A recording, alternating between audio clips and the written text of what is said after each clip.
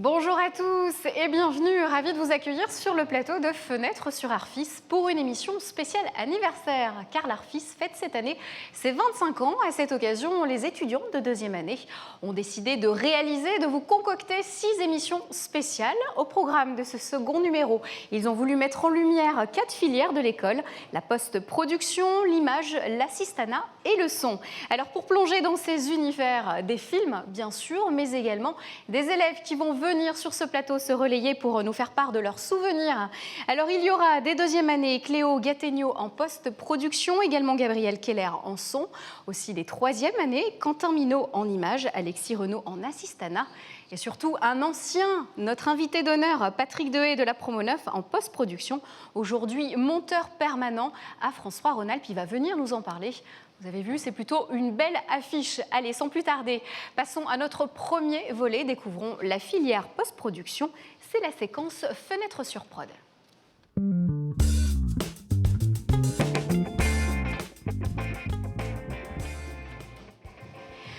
Pour ouvrir cette émission, ils m'ont rejoint Cléo Gattegno, deuxième année en post-production. Bienvenue. Merci. Également à mes côtés, Patrick Dehaye, invité d'honneur. Quel honneur d'être nommé à l'Arfis invité d'honneur. Vous êtes ancien de la Promo 9, ça signifie quelle année ça ? 99, enfin je suis sorti en juin 99. Donc ça fait quelques temps, mais pas non plus des lustres, pas 25 ans. Alors après avoir travaillé à France 3 SAT et France 3 Centre, Euronews, pas mal de petits bagages glanés ci et là, vous êtes aujourd'hui monteur permanent à France 3 Rhône-Alpes, c'est ça ? Tout à fait. Ouais. Donc ça fait maintenant, je suis revenu en 2007 sur Lyon. Donc depuis 2001 que j'étais à France 3. Et voilà. On va pouvoir profiter de votre expérience et notamment ces élèves qui sont en cursus de formation. Alors, on va, sans plus attendre, replonger dans les archives de l'école et redécouvrir un extrait du film « La pensionnaire voilée ». On en discute juste après Magnéto.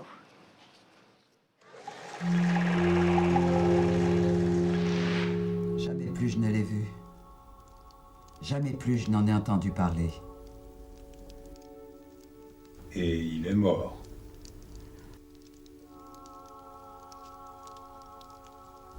Il s'est noyé le mois dernier en se baignant, près de Marquette.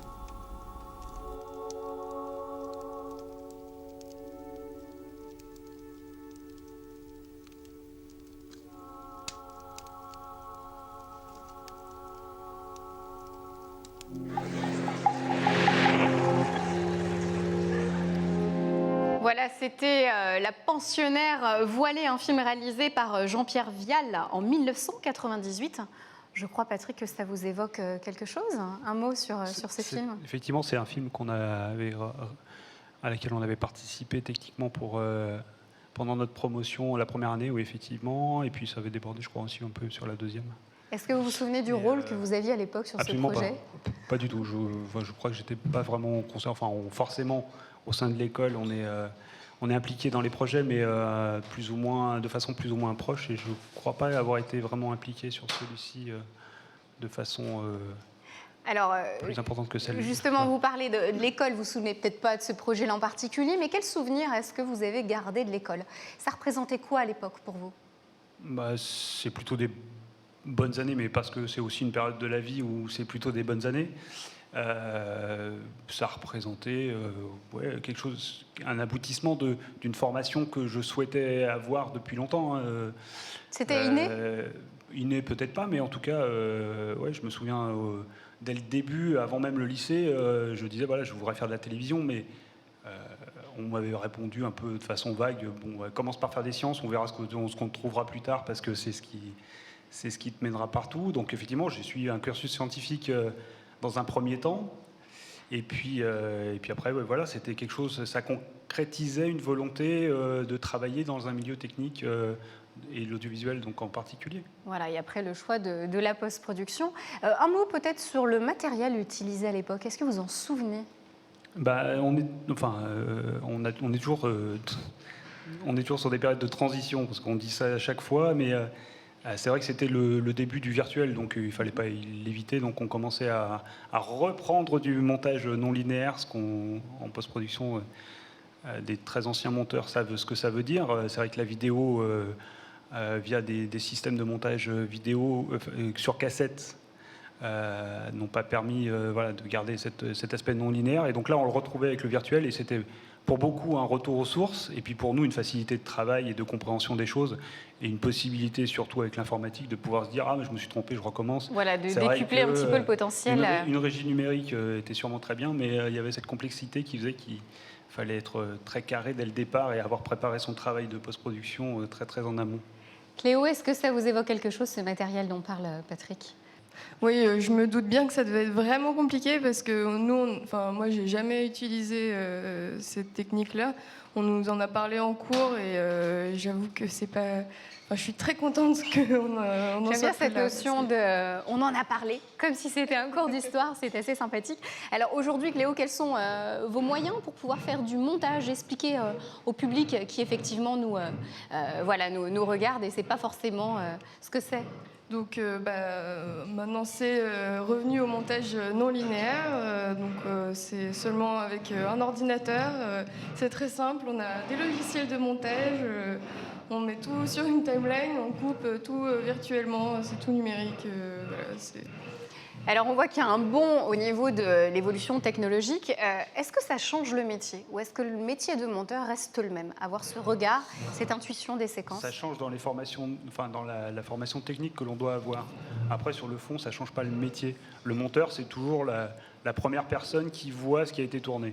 Donc, in fine, c'est ce qu'il doit essayer d'apporter. C'est-à-dire de se dire, voilà, toi, au reportage, toi, pendant le tournage de ta fiction ou de ton émission, tu me dis que tu veux faire passer ça dans le produit réalisé.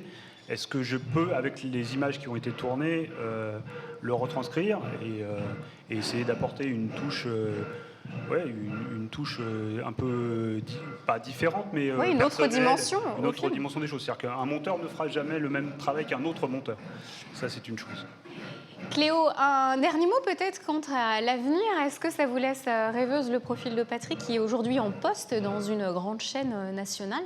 À quoi vous vous destinez de votre côté? On en parlait tout à l'heure, la télévision me fait peur parce que c'est beaucoup de stress, faut savoir travailler vite. Donc je trouve ça très intéressant, mais là dans un premier temps c'est vraiment quelque chose qui m'impressionne, on va dire. Et on va dire tout est à voir encore. Voilà. Il y a des choses qui me font très très envie, plus au niveau de la captation de spectacles vivants ou des choses comme ça, parce que je viens moi-même du théâtre et de la danse, donc j'aimerais beaucoup rester dans ce genre de choses, quoi. Donc, mais bon, on verra. C'est tout ce qu'on vous souhaite en tout cas. Cléo, merci de nous avoir accompagnés pour Merci. cette première partie d'émission et très bonne continuation à l'Arfis. Alors, nouveau chapitre dans cette émission et donc nouvelle invitée où on va s'intéresser à l'image. Place à la séquence Fenêtre sur image.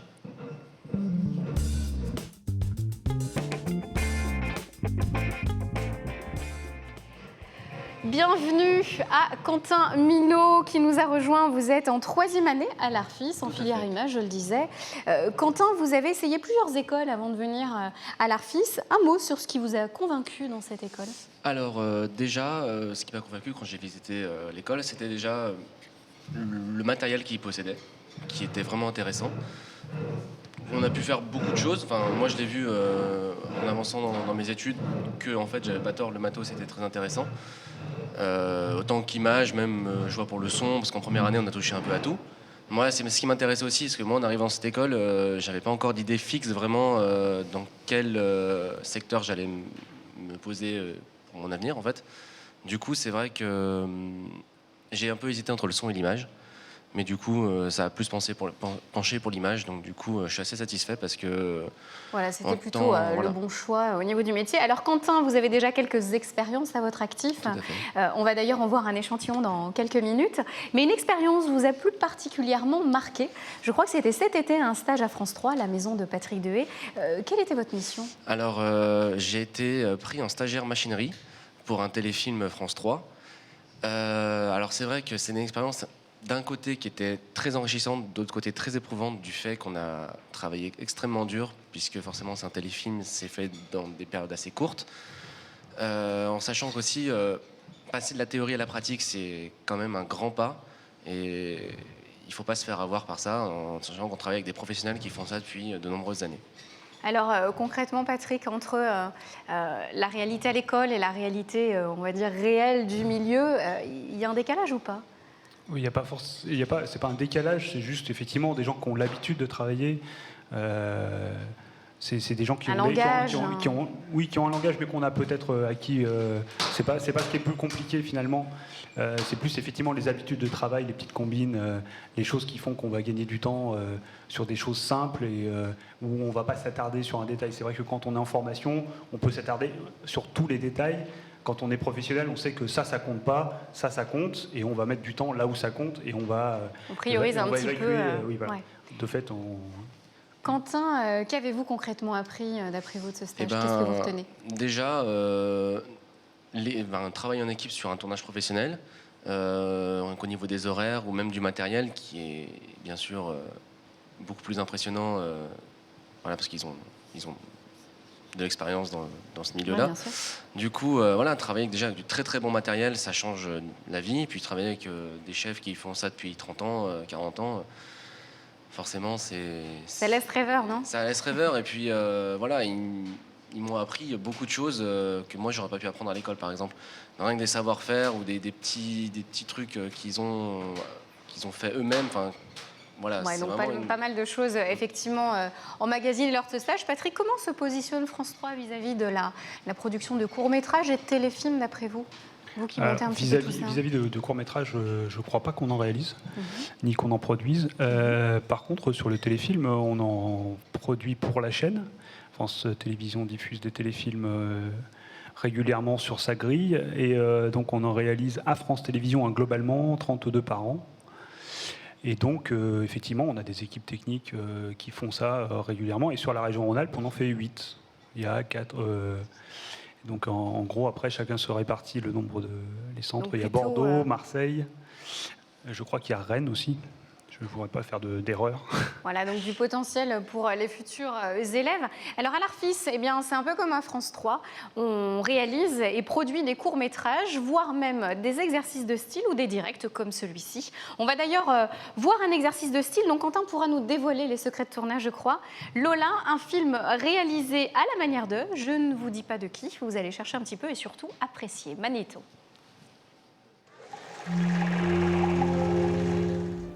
Qui maintenant n'a point de maison n'en bâtira plus, qui maintenant est seul le restera longtemps. Pourquoi tu me lis toujours des poèmes tristes?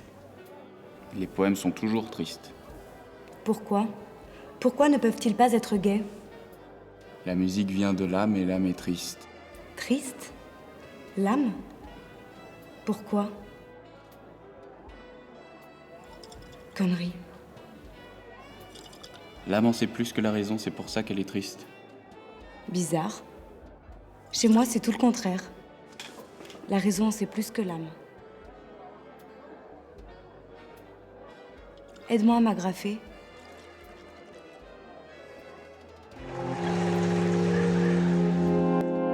Bienvenue, si vous nous rejoignez, vous n'êtes pas devant Lola de Fassbinder, mais vous êtes bel et bien devant un film de l'Arfis des étudiants.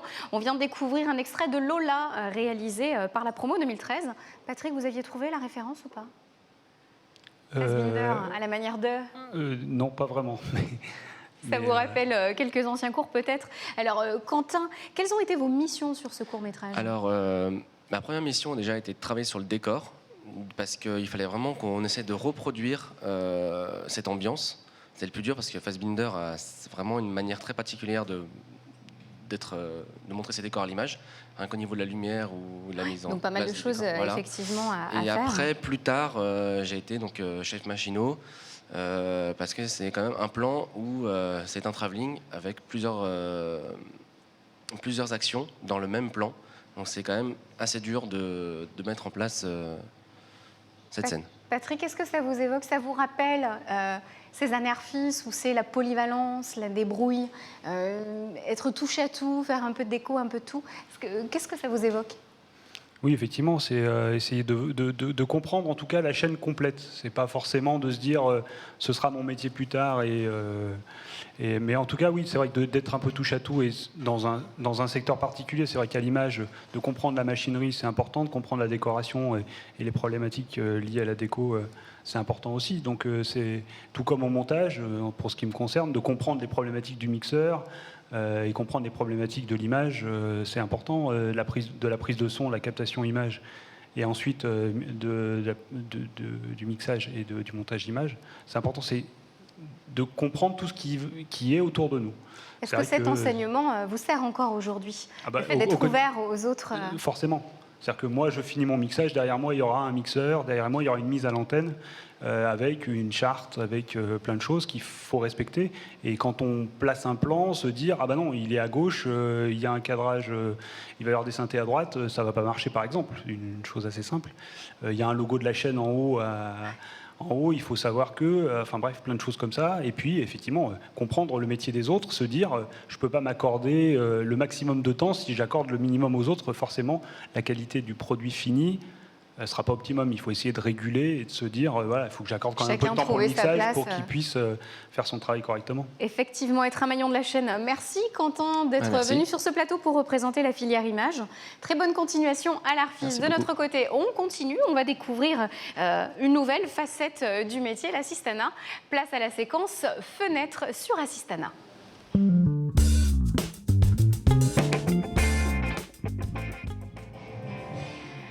Alors autant vous le dire, le prochain invité qui vient de nous rejoindre, c'est un plaisir de l'avoir sur ce plateau, car rien que le mot direct voilà, lui évoque de mauvais souvenirs, mais aujourd'hui il en rit et il a accepté de bon cœur de venir fêter l'anniversaire de l'Arfis. Bienvenue Alexis Renaud, vous êtes en 3e année en assistanat. Ça va. Alors pour que notre public soit dans la confidence, qu'est-ce qui s'est passé pendant ce direct?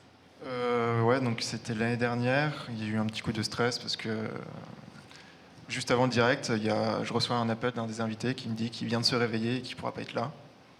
Donc il a fallu tout réorganiser. Il a fallu tout réorganiser à la dernière minute. En un claquement de doigts. Assez formateur, on va dire. Bon, en tout cas, vous êtes là aujourd'hui. Merci d'avoir pensé aux assistants qui sont derrière ces caméras. Justement, en parlant d'eux, est-ce qu'on peut faire un point sur ce métier de l'assistanat? En quoi ça consiste dans les métiers du cinéma et de l'audiovisuel? Le métier d'assistanat,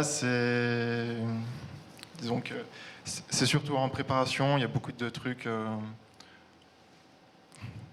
Pas mal de choses à faire. Pas mal de choses à faire. Disons que sans les assistants, il n'y aurait pas de film. Patrick, est-ce que vous travaillez avec des assistants? C'est une filière que vous côtoyez? Tous les jours, des assistants d'émission, il y en a tous les jours. Alors après, la définition du mot assistant est un peu plus ou moins large, ça dépend des secteurs d'activité dans lesquels on est. Mais c'est vrai que nous, tout ce qui est effectivement pour les droits de tournage, enfin les autorisations, tout ce qui est droit à l'image pour les archives, autorisation des musiques et compagnie, c'est toutes ces personnes-là qui gèrent les droits et qui nous autorisent ou pas à placer dans un montage tel ou tel élément.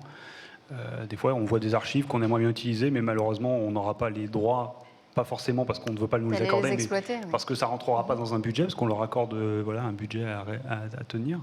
Et donc, tout ça fait qu'il faut jouer avec et se dire, c'est dommage. Mais c'est vrai que les assistants, c'est très important, ça permet de... Et justement, grâce à eux, on a pu retrouver quelques images. On va faire une nouvelle pause. L'occasion de découvrir donc un extrait sélectionné par l'équipe de l'Arfis. Il s'agit du clip You Got That Feeling, sur lequel Alexis a été accessoiriste, costumier, second assistant réalisateur. On va en parler, car à l'Arfis, et oui, on touche à tout. Magnéto.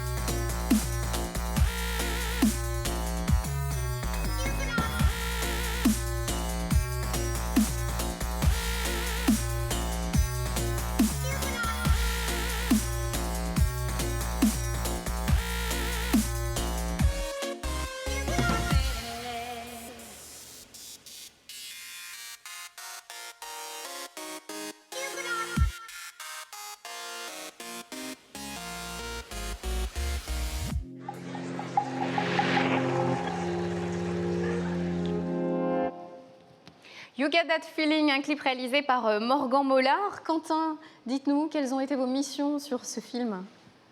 Alors, j'ai eu plusieurs rôles. J'ai été accessoiriste, je me suis aussi également occupé des costumes et second assistant réalisateur. Donc pas mal de choses aussi emmagasinées lors de ces projets-là étudiants. Est-ce que vous avez déjà une idée de l'avenir concrètement? Qu'est-ce que vous allez faire? À quoi vous vous destinez? Audiovisuel, cinéma? J'aimerais bien le cinéma.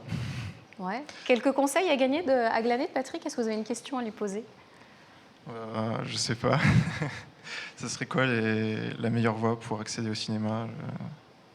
Sachant que Patrick a choisi l'audiovisuel. Voilà, c'est pour ça que je ne sais pas si c'est la meilleure question. En fait. Je côtoie au quotidien des gens qui travaillent sur la filière cinéma. C'est vrai que pour en témoigner, un copain de promo qui était en post-production est maintenant décorateur donc, au cinéma.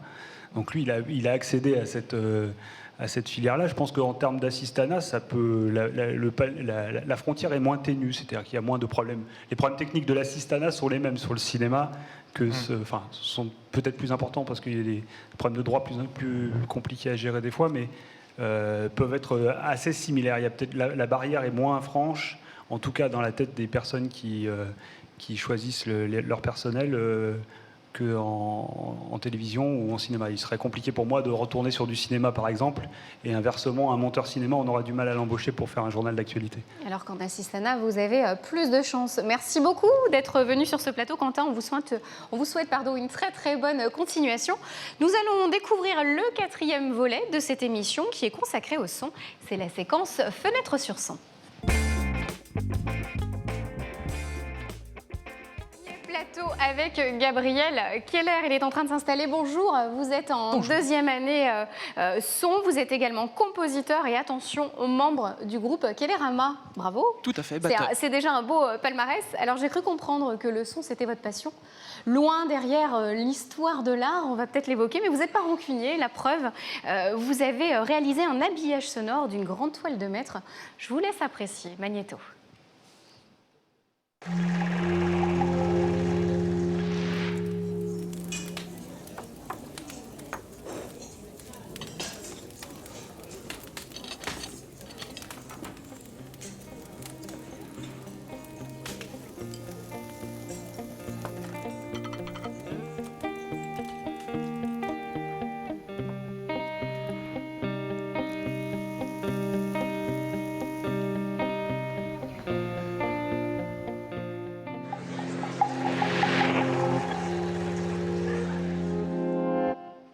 Merci aux étudiants de Post-Prod pour cet extrait. C'était un TD qui consistait à habiller de façon sonore un tableau.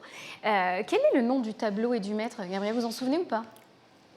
J'ai une vague idée. C'est un mélange entre Monet et Manet, c'est l'un des deux, je sais pas. À chaque fois, on sait jamais. Et c'est la buveuse. Par contre, je peux pas vous dire ce qu'elle boit. Il me semble que c'est de l'absinthe. Mais... C'est déjà pas mal. En tout cas, on avait l'ambiance. Patrick, est-ce que vous êtes surpris par un tel exercice? Est-ce que ça vous inspire? Oui, ça m'inspire, d'autant qu'en ce moment, je suis en train de travailler sur des habillages. C'est un mélange entre du graphisme et du dessin animé. Et effectivement, je suis amené à illustrer de façon sonore ces habillages. Et c'est vrai que le travail là est plutôt bien réalisé. Il est plutôt bien fait. On sent bien l'ambiance du café à la terrasse. Merci beaucoup. C'est une bonne chose, bravo Gabriel. Alors peut-être, allez, mettez-nous en lumière, on a vu que ça avait l'air tout parfait comme ça à l'image, mais quelles étaient les difficultés dans ce travail? La première difficulté déjà, c'était de sélectionner la toile, parce qu'on avait un choix entre plusieurs toiles, donc j'ai pris celle-là parce que déjà elle mettait en lumière une personne de sexe féminin et c'est quand même plus agréable, et puis parce qu'elle permettait de s'extérioriser de la toile, de partir un peu dans une sorte de rêve la concernant, vous voyez, de rentrer en elle, en fait, de manière psychologique. Alors ça, c'est intéressant ce que vous dites. Est-ce que le son permet aussi d'avoir de l'imaginaire et partir au-delà, loin de l'image ou de l'écriture, ces autres métiers, ou voire même le montage? Est-ce que le son aussi permet ça? Oui, après, en tout cas, concernant cette toile-là, c'est surtout venu des influences musicales que j'avais, donc des habillages sonores faits par Pink Floyd, par exemple. Ça aide beaucoup. Bon, même là, si ça s'en inspire pas vraiment d'un point de vue musical, mais en tout cas, en termes d'ambiance, oui. D'un côté un peu onirique, on ne sait pas vraiment ce qu'elle pense, c'est un mélange aussi, on ne l'entend pas très bien, mais quand elle allume sa cigarette, de fumer, ça, c'est dans des volutes. Enfin, voilà, moi je me suis bien amusé en tout cas sur ce TD, c'était un beau face-à-face avec cette toile, c'était Patrick, un mot peut-être sur votre collaboration avec les personnes, les professionnels du son. Est-ce que c'est un dialogue? Est-ce que vous êtes bien cloisonnés? Parlez-nous de ça. C'est un dialogue de sourds. C'est souvent le cas, il paraît. C'est un peu facile.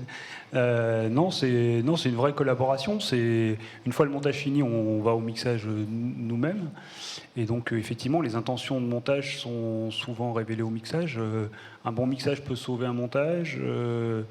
Inversement, on peut le détruire. Donc, faut pas négliger cette étape-là.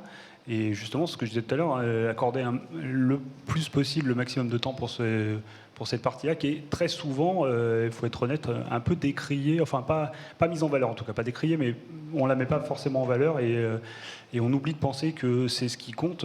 C'est vrai que dans un sujet, ne serait-ce que d'actualité, ce qui compte, c'est quand même le commentaire de la journée, de là ou du journaliste. Et souvent on l'oublie et ce qu'il en reste, ouais. Et ce qu'il en reste, c'est bon, ça a été fait, on enregistre un son, ça nous suffira. On est sur ce plateau pour fêter les 25 ans de l'Arfis. C'est bientôt la fin de l'émission. L'heure tourne en régie. Voilà, il résiste. On arrive bientôt à la fin de cette émission, mais on va profiter de vous avoir peut-être pour avoir un souhait pour l'école. Patrick. C'est de fêter son 30e anniversaire. C'est pas un objectif très compliqué à atteindre, 5 ans à tenir encore, mais oui, donc qu'elle puisse permettre à un maximum de techniciens de se former, puis que tout ça aboutisse à des souhaits, parce que je pense que les gens qui viennent sur des formations de l'audiovisuel ou du cinéma, c'est souvent des volontés profondes, on n'est pas là par hasard. C'est les passions. Gabriel, je vous laisse le mot de la fin. Moi, je le conseillerais d'essayer de faire vraiment les bons choix concernant plein de choses, ce qui est pas mal, parce que l'école a quand même bien grandi depuis 25 ans, mais par exemple, nous, on a eu ce TD, l'habillage sonore, qui est très bien, mais l'an dernier, par exemple, en première année, donc on n'a pas encore choisi sa filière, on a eu un TD là, qui s'appelle Superstition, donc sur une chanson de Stevie Wonder, où on devait faire un mixage avec les professeurs qui nous ont dit « faites mieux que l'original », de faire un mixage, et c'était vraiment un TT très intéressant parce qu'il nous permettait de connaître un peu tous les plugins, pourquoi est-ce qu'on faisait une courbe. Donc toujours vous pousser pour aller plus haut, plus loin. Oui, voilà. En tout cas, merci d'être venu sur ce plateau pour en parler. On salue également les autres invités qui se sont relayés sur ce plateau. Cléo Gattegno en post-production, Quentin Minot et Alexis Renaud. C'est ici que s'achève ce second numéro de Fenêtre sur Arfis, une émission réalisée par main de maître par tous les étudiants de deuxième année en coulisses sur le plateau et en régie. Bravo à eux. Rendez-vous tout de suite au musée de l'Arfis. Les étudiants ont poursuivi un peu cette émission, une nouvelle âme dans la pièce d'à côté. Quant à nous, on se dit à très bientôt pour un nouveau numéro de Fenêtre sur Arfis. Merci.